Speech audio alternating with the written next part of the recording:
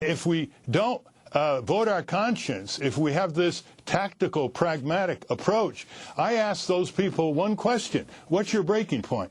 How bad does the Democratic Party have to be, even though the Republican Party is worse, before you break away and stop being captured and taken for granted, the way African Americans have been taken for granted by the Obama administration?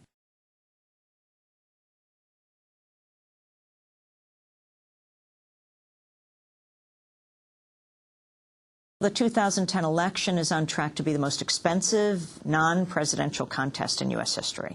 Total campaign spending is projected to hit $4 billion. For analysis of the 2010 midterms, we go to Washington, D.C. We're joined by former presidential candidate, longtime consumer advocate, and corporate critic Ralph Nader.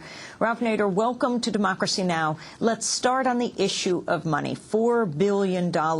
Your response?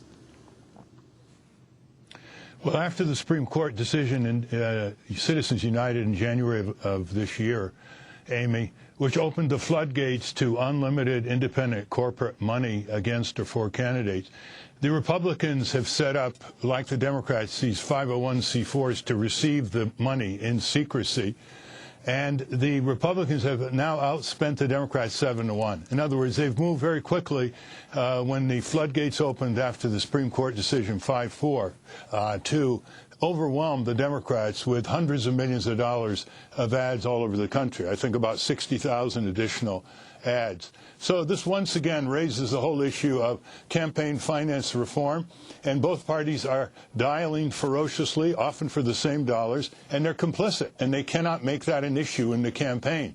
So that leaves nobody but third parties and independent candidates to make that an issue, which is why I think people should pay more attention to seasoned candidates like Howie Hawkins of the Green Party running for governor of New York, a citizen leader, an author, a working teamster, a former Marine, who now gives people in New York the right to vote their conscience for these kinds of reforms, since it's a shoo-in for Cuomo for governor. This issue of money, the $4 billion, the vast majority of at least $3 billion is going to campaign ads on television, which I dare say is why, I mean, you have the politicians not talking about it, and the media generally covers the debate between Democrats and Republicans, and since both are spending the money, they're not raising it. But then you have the media that could raise it, of course, independently, but they're raising the money. They're getting the vast majority of this money. We're seeing happening on a national scale what happens in Iowa every 4 years when they can upgrade their TV stations because of the ads there. What about the issue of free campaign ads? What would that single act alone mean? Well, the public airways, as we know, belong to the people, and they're the landlords, and the radio and TV stations are the licensees. They're the tenants, so to speak. They pay no money to the FCC for their annual license, and therefore it's really quite persuasive were we to have a public policy to condition modestly the license to this enormously lucrative control of the public airways 24 hours a day by these TV and radio stations, and say, as part of the reciprocity for controlling this commons, so to speak, you have to allow a certain amount of time, free time on radio and TV for ballot-qualified candidates. I supported this and talked about this in my presidential campaigns over the years, and third-party candidates are doing that. But today, as you say, the money coming into the radio and TV stations, Amy, are so massive, they completely overwhelm the profits from soap and toothpaste and hot dogs and cars.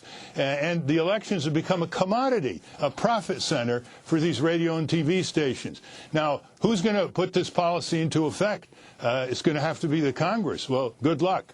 The Congress is going to be completely deadlocked. If we thought it was deadlocked this year, wait until next year.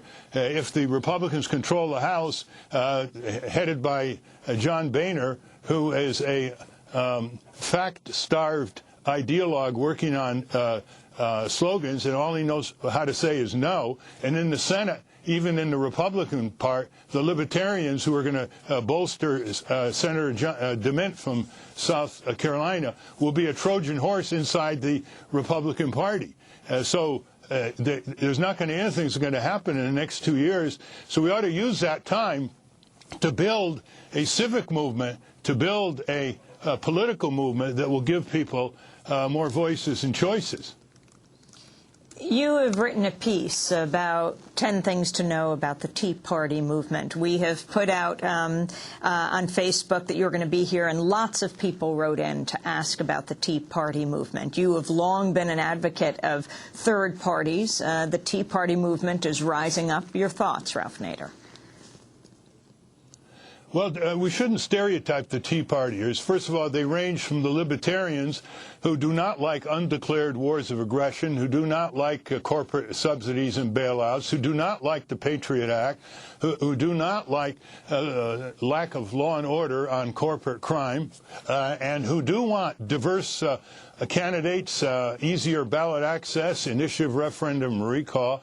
It ranges from the Libertarian all the way to the vigorous advocates of plutocratic corporate control of our political economy. That's why I wrote this article, which is on nader.org, called 10 Questions to the Tea Partiers, and basically it splits those who are real libertarian, genuine paleo-conservatives from the corporatists who masquerade as conservatives. And it was a big mistake for the Democrats not to try to reach out to some of those libertarians and genuine conservatives who actually agree on some of the seminal, not all obviously, some of the seminal issues of distribution of power and constitutionalism.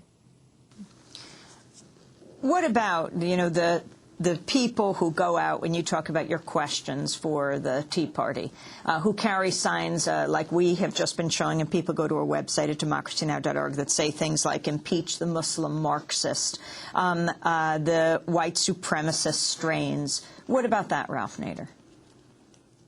Well, obviously that's part of what's called the Tea Party movement, because some people who are not accepted by some of the more reasonable Tea Party genuine conservatives, libertarians, are riding with the wave. So you see genuine racists, you see anti-Semites against Arabs and Arab Americans, against Muslims, you see people who are prejudiced against Latinos, but we should not fall prey to stereotyping the whole Tea Party effort. The big mistake Progressive made last year was when they saw the Tea Partiers emerge, they didn't create a countervailing grassroots effort which would have gotten them quite a bit of press. But if there's just one pulse called the Tea Party among the citizenry, they're going to get enormous press. And that's why, half tongue-in-cheek, I thought that the Progressives should have started a coffee party. Well, let me ask you. I remember last anniversary of the invasion of Iraq, March 19th, 20th, that weekend in Washington. The Tea Party movement gathered in Washington.